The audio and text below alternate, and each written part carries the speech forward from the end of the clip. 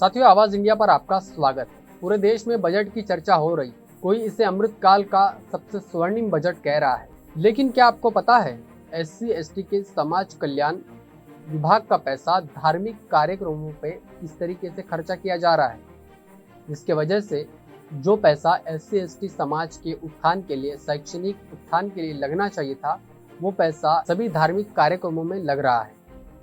3 राज्यों की हम बात करेंगे। सबसे पहले महाराष्ट्र की बात कर ले तो महाराष्ट्र के मुख्यमंत्री ने मुख्यमंत्री तीर्थ दर्शन योजना को कार्यान्वित करने के लिए समाज कल्याण विभाग को 14 जुलाई 2024 को एक GR निकालने का आदेश दिया।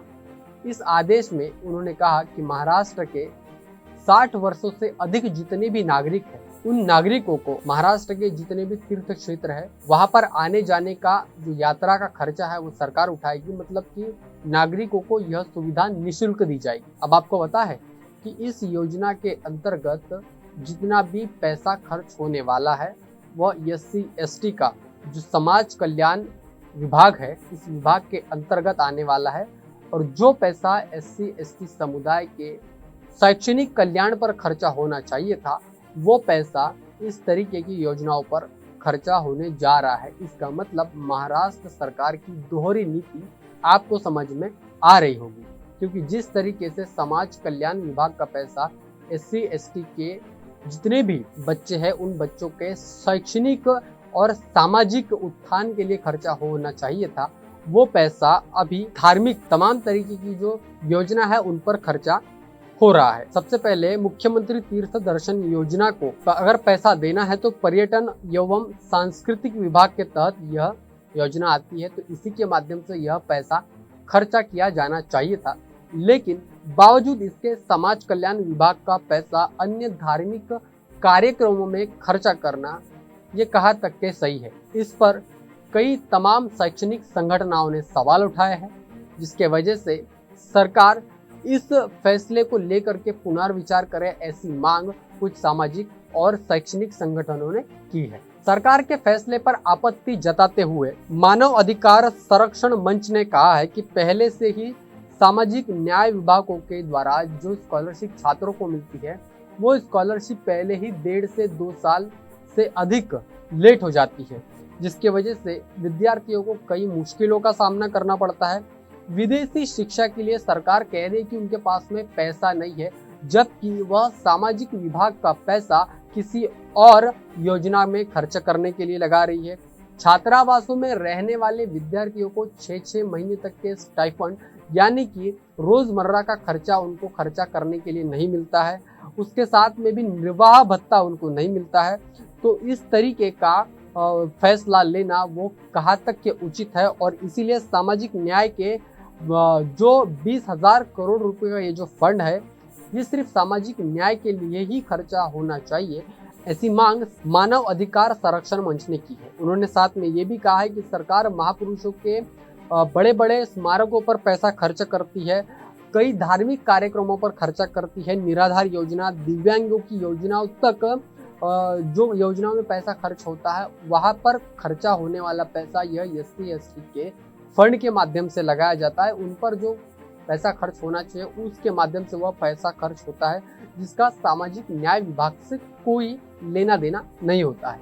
मानव अधिकार संरक्षण मंच के एक्टिविस्ट आशीष फुलझेले ने कहा है कि सामाजिक न्याय एवं विशेष सहायता विभाग से अनुसूचित जाति के कल्याण के लिए इसको बनाया गया है, जिसके वजह से इस विभाग के अंतर्गत आने वाले 20,000 करोड़ रुपए का खर्चा SC/ST के समाज के बच्चों के ऊपर खर्चा होना चाहिए, जिसके ऊपर सामाजिक शैक्षणिक जिम्मेदारी निभाने का दायित्व सामाजिक न्याय विभाग के ऊपर होता है, जिसके वजह से इसी योजना पर पैसा खर्चा हो जाना चाहिए। लेकिन सरकार इस तरीके का नहीं फैसला ले रही है, और सरकार ने जिस तरीके के फैसले लिए हैं, हम उस फैसले का कहीं न कहीं पुरजोर विरोध करते हैं। अगर सरकार इस फैसले पर पुनर्विचार नहीं करती है तो हम इसके खिलाफ एक बड़ा आंदोलन खड़ा करेंगे।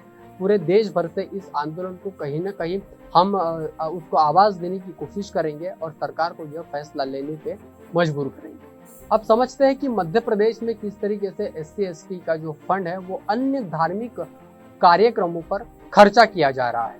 मध्य प्रदेश में गायों के कल्याण के लिए, मतलब गौ माता के कल्याण के लिए 90 करोड़ रुपए SC/ST के, मतलब समाज कल्याण विभाग के अंतर्गत आने वाला 90 करोड़ रुपया गायों के कल्याण के लिए खर्चा किया जाने वाला है। मध्य प्रदेश सरकार ने अनुसूचित जाति और अनुसूचित जनजाति का जो फंड है, उस फंड में से कहीं अधिक पैसा अन्य धार्मिक कार्यक्रमों में खर्चा करने के लिए आदेश दिए हैं, जिसकी वजह से ये जो योजना है कि गौ संवर्धन, गायों के कल्याण के लिए पैसा SC/ST के फंड में से डाइवर्ट करके इन योजनाओं पे खर्चा किया जाएगा, जिसमें कि मध्य प्रदेश के प्रदेश अधिकारी ने दावा किया है कि यह योजना भले ही असाधारण है, लेकिन इस योजना के माध्यम से SC/ST समुदाय के लोगों को भी लाभ मिलेगा। अब ये किस तरीके की दोहरी बात ये कर रहे हैं, आपको समझना पड़ेगा। क्या इस देश में SC/ST के पास में कृषक जमीन है? क्या इस देश में SC/ST OBC छोड़ दीजिए, SC/ST के पास में गाय भैंस पालने वाले ये लोग हैं? तो फिर इस योजना के माध्यम से ये जो पैसा खर्च किया जा रहा है, इससे SC/ST का फायदा किस तरीके से होगा? इस पूरी चर्चा को लेकर के, इस पूरे मुद्दे को लेकर के मध्य प्रदेश के वित्त मंत्री जगदीश देवड़ा ने अभी कुछ कहने से इनकार किया है।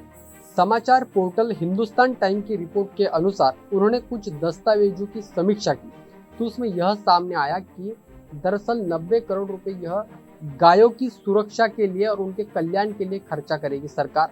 उसके बाद में निर्धारित जो 252 करोड़ रुपए है, उसमें से SC/ST की उप योजना जो है, मतलब SC/ST की अन्य जो योजना होती है, उन योजना के माध्यम से यहाँ पे इस फंड में जो पैसा है वो आवंटित किया गया। मतलब कि अन्य SC/ST की अन्य योजनाओं से ये जो गौ संवर्धन कल्याण की योजना है, इसमें कहीं ना कहीं पैसा खर्च किया जाएंगे। इस तरीके का एक घोषणा मध्य प्रदेश सरकार के द्वारा की गई। यहाँ पर अन्य 6 योजना और भी है, जहाँ पर SC/ST समुदाय के कल्याण के ऊपर खर्चा होने वाला पैसा इन 6 विभिन्न योजनाओं में सरकार के द्वारा, मध्य प्रदेश सरकार के द्वारा खर्चा किया जाएगा। तो सरकार ने जुलाई में जो अपना बजट पेश किया था, उसमें से पहले श्रीदेवी महालोक, सकलनपुर, सागर जिले में संत रविदास महालोक, ओरछा में श्री राम राजा महालोक, चित्रकूट में श्री रामचंद्र वनवासी महालोक और ग्वालियर में पूर्व प्रधानमंत्री अटल बिहारी वाजपेयी, इनके स्मारक के लिए 109 करोड़ रुपए की जो राशि है वो उसकी घोषणा की गई। दावा किया जा रहा है कि यह 6 जो धार्मिक स्थल है, इनका पुनर्विकास करने के लिए इस साल आवंटित धन का जो आधा लगभग हिस्सा है वो SC/ST के समाज कल्याण विभाग से लिया जाएगा या फिर डाइवर्ट किया जाएगा।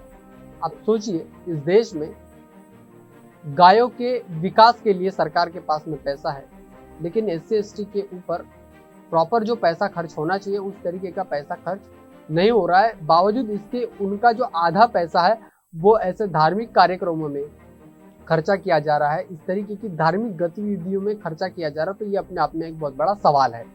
इसके बाद में आते हैं कि कर्नाटक ने भी इस तरीके की योजना को लाने का, इस तरीके का एक GR निकाला था, जिसकी वजह से ये जो उप योजना है, SC/ST की जो उप योजना है, मतलब योजना के जो छोटे छोटे कॉलम्स होते हैं, उसमें जो कुछ उप योजना होती है, उस योजना के माध्यम से 14,000 करोड़ रुपए अन्य विकास कार्यों के लिए कर्नाटक सरकार खर्चा करेगी। इस तरीके का फैसला कर्नाटक सरकार ने लिया था, लेकिन इसके ऊपर अनुसूचित जाति आयोग ने, राष्ट्रीय अनुसूचित जाति आयोग ने मुख्य सचिव को स्पष्टीकरण देने के लिए कहा है।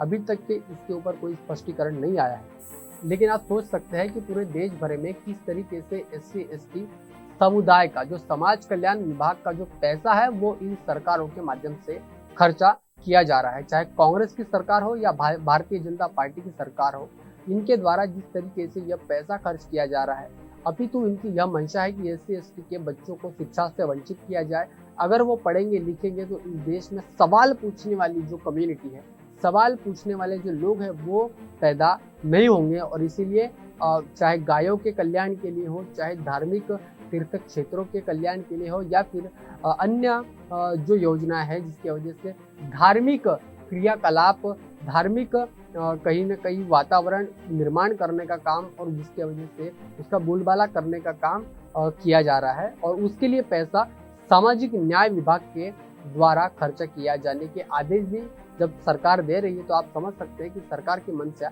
इस देश में SC/ST को शिक्षा देने की बिल्कुल भी नहीं है। इस ज्वलंत विषय पर आप जैसे लोगों ने सवाल उठाना चाहिए। इस पूरी खबर को लेकर के आप क्या सोचते हैं, आपकी क्या राय है, कमेंट करके जरूर बताएं। बने रहिए आवाज इंडिया के साथ में, तब तक के लिए धन्यवाद।